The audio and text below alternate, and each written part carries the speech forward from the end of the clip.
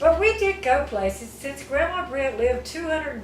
It was about 250 miles from when we moved down the country up to where my mother, where Mom and Daddy was brought up, was up the country, the Piedmont area, around Albemarle and Mount Gilead. My grandma they lived in a place called X-Way. Now, you know that's rural. So they lived in X-Way, and we enjoyed going there because their transportation was a horse or a mule hooked to this wagon when they wanted to go to the store in X-Way. X-Way only had one store. It carried everything, groceries, gas. It's the only store for miles. And so sometimes we would get a piece of candy. We'd get in there and go to the store in that wagon. It was a wagon and a horse pulling it. And so we loved to go to Grandma's, and we would go there, and she would kill a chicken, and we would watch her clean the chicken. And they had a well where you put your bucket down and got the water out of the well. We never had a well in Maysville. We just pumped it out of the ground. But we thought the well was pretty fantastic. She would put her milk down in there in the well bucket to keep it cold.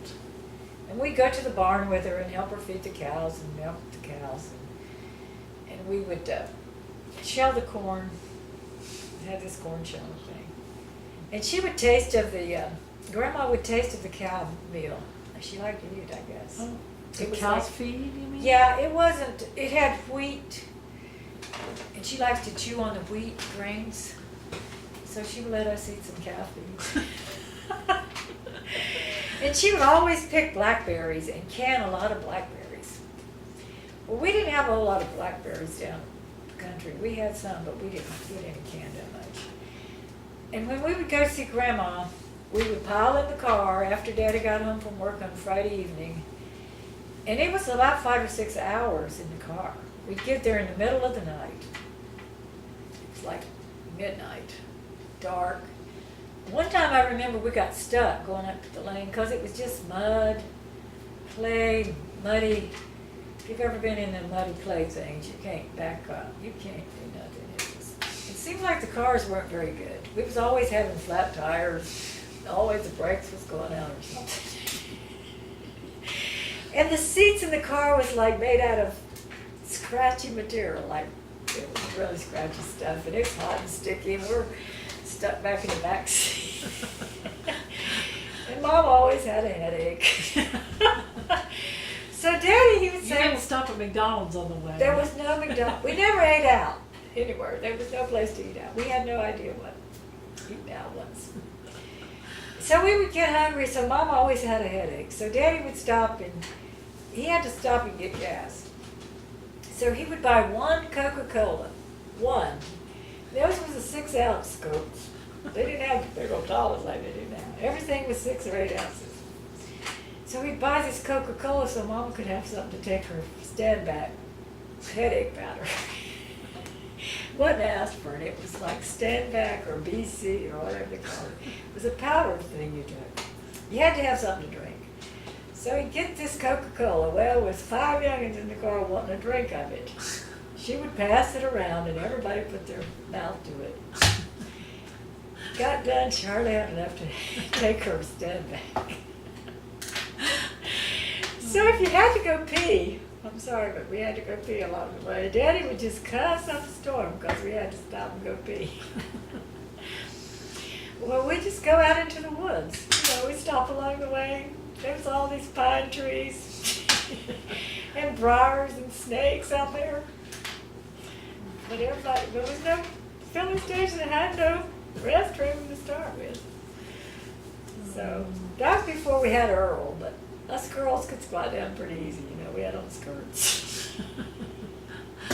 Oh, goodness. I don't know if my daddy ever had to pee. I never saw him have to do anything.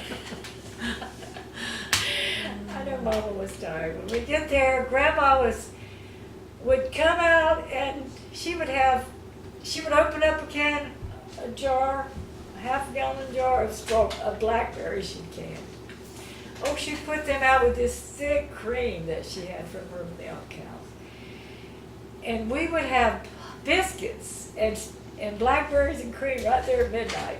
She would feed us.